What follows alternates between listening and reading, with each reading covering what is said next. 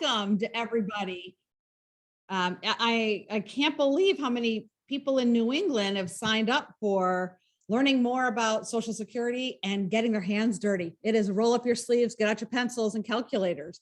So thank you so much for taking an hour out of your day. We are going to be covering, there we go, Social Security, cool things that you all need to know. It's claiming categories, calculations, and we'll do these client cases. Now, the structure of today's meeting is that we will do ways to help your clients as they struggle with Social Security and all the headlines that are reporting with great confidence that Social Security is all but dead. It's not. So we're going to dispel some myths and misinformation, give you some background and information that might help you when dealing with the more skeptical clients, shall we call them. And then we're going to calculate the basic retirement benefit, literally with a pencil and paper. This is important because it gives you the inside story and the inside track of what goes on behind the benefits and how the benefits get calculated so that you can, again, set expectations. And one of the things that I find always fascinating is that so many higher income people are so very disappointed when they find out they're not getting $10,000, $20,000, $30,000 a month from Social Security. So we'll get into the details of how and why all of that goes on. We do have 3 more sessions, as Kathleen mentioned, with the dates. So please come back and join in. We will get increasingly complicated with the calculations, but today's is let's figure out the worker and your own personal benefit. So why on earth do we have Social Security? What was going on to bring forward such an idea and a program? And to get to that answer, we can either go back to the Civil War, or I prefer to start at the beginning of the 1900s. There was a lot of concern and stress on the states that the older citizens were in poverty, living in poverty, and there was no safeguard for them. So here you see an academic person who, Henry Seeger, 1910, was already stressing and having conversations to Congress, to other academics, to the leaders at that time, that we need to safeguard old age. And clearly it's going to be through insurance, because for anyone to attempt to save for retirement by themselves, it's needlessly costly. So that was an interesting perspective. By 1912, someone you may have heard of, Teddy Roosevelt, he's recognizing how America has moved substantially from a farming society and agriculture society to the industry and cities and such.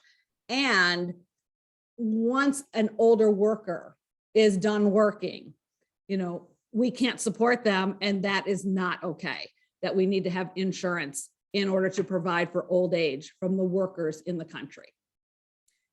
And of course, for those of you who know the bit of background on Social Security, it was Franklin Roosevelt who brought forward and pushed this thing over the finish line. He's president now during the era of the Great Depression, and he is talking to Congress here in 1934, recognizing again that America has fundamentally changed and the nation as a whole through government needs to encourage greater security for the individuals. So there was an unbelievable amount of discussion and academic thinking and such through the entire first 35 years of the 1900s. And it wasn't until the Great Depression that finally pushed enough older people onto the streets, quite literally, and starving, that pushed Congress over the Social Security finish line. And these times were terrible for everyone by and large. And the signature photo from the Great Depression is the migrant mother here, but you also see old men sleeping on the street and these long lines for food. So Social Security wasn't born to and wasn't created to make Americans wealthy. It was to help them have some shelter and some food. And that was really it. That was the goal. So Social Security has stood the test of time. It goes back 1935 and 1939. This is the original Social Security Act. Now, it didn't include survivors. That's why we had a 1-2 punch here, 1935, 1939. And then we had the Second World War. But by the 1950s, Social Security was being changed and updated and improved and added people in as needed every 2 years. There was some big amendment going on up until 1965, at which point Medicare, which also was a concept that had been battled in Congress for the last 30 years, that finally gets passed to help with paying your hospital bills and the doctors. It was pretty simple and in 1965, but Medicare enters, and it is a piece of and a major piece of the Social Security Act.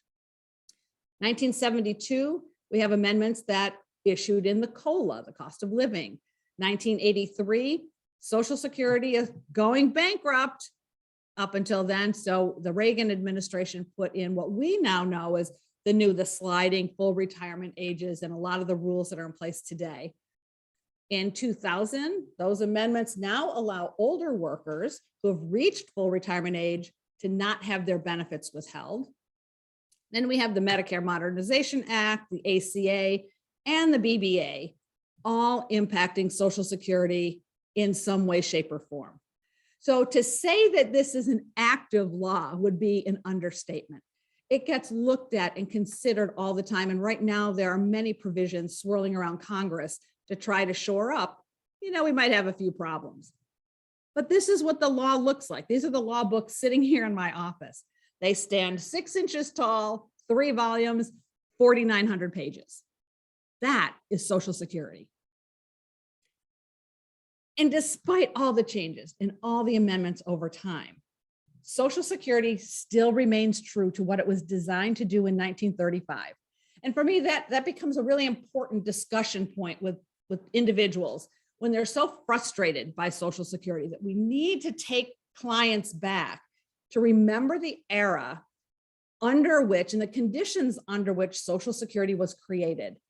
And it was created for 2 specific things and with an overall approach: for retirement, as a social safety net, not to make you rich in retirement, and with a overarching theme of let's make it fair for all.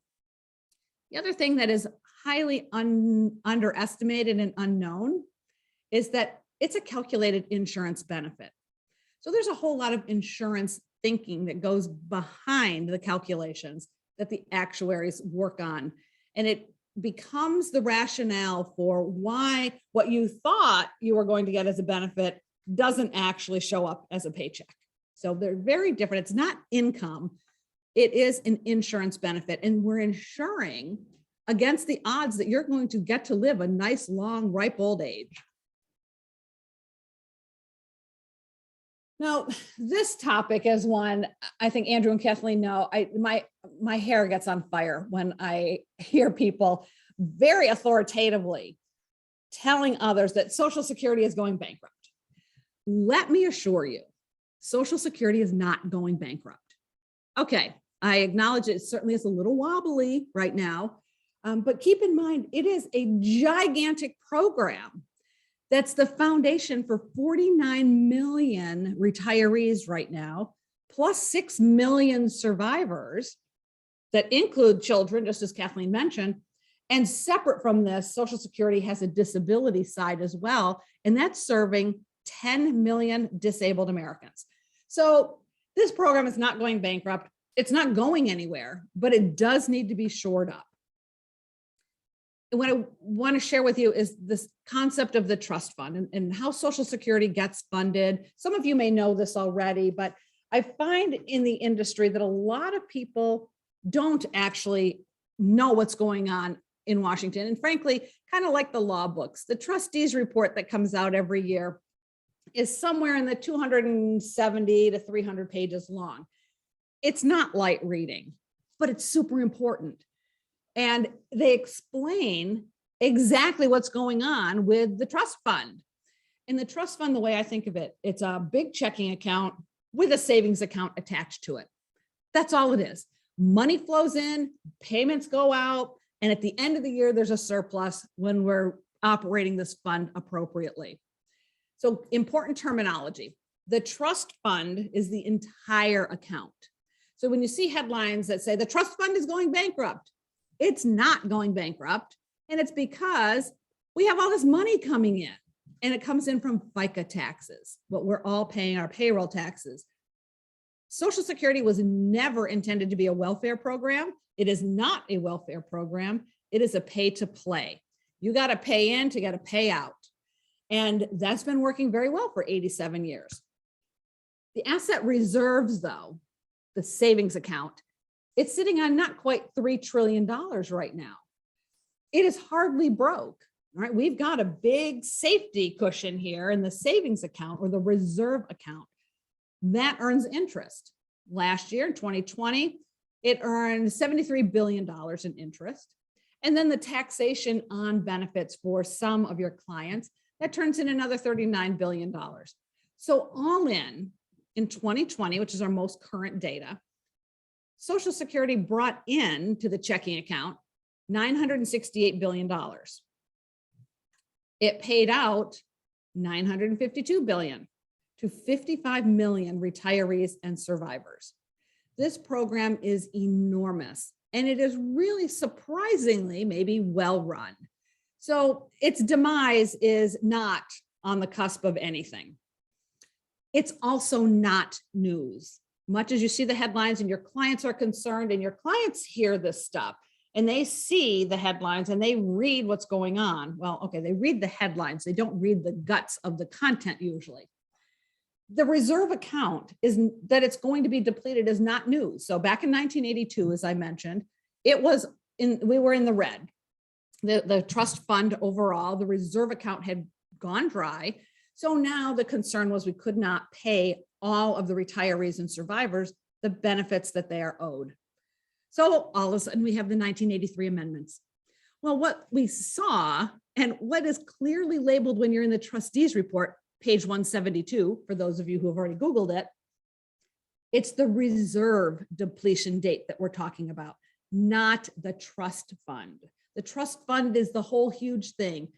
The reserve account's the little sidecar. The years of combined trust fund reserve depletion since the beginning of time, this just shows from 1982 forward, the Social Security actuaries in the trustees report tell us when they think the reserve fund is going to go dry. This is not news. And every year there's been a forecast of when that's going to happen. So 1982, they said 1983. It's not a typo. In 1986, a few years after those amendments kicked in and elongated our full retirement age, all of a sudden it got up to 2051, but that's the longest amount of time that the trust fund reserve account was expected to last.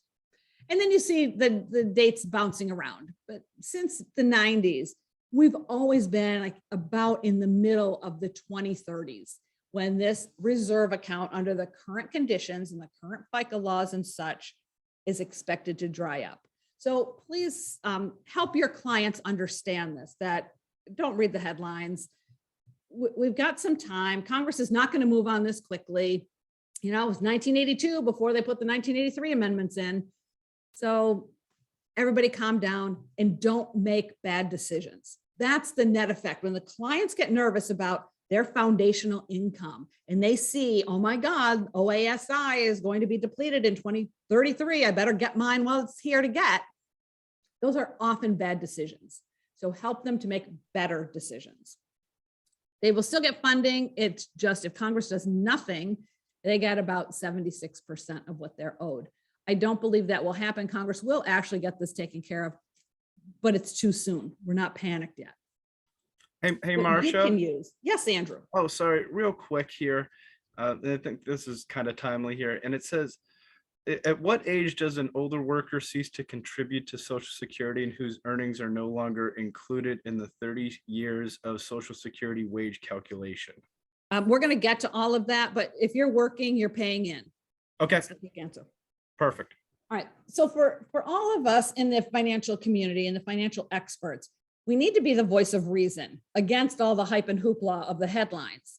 So use primary resources. For me, I use Social Security's trust fund, but the Tax Policy Center has good resources and the Center on Budget and Policy Priorities as well. They do a really good job of explaining in better English than the trustees report what the trustees report says.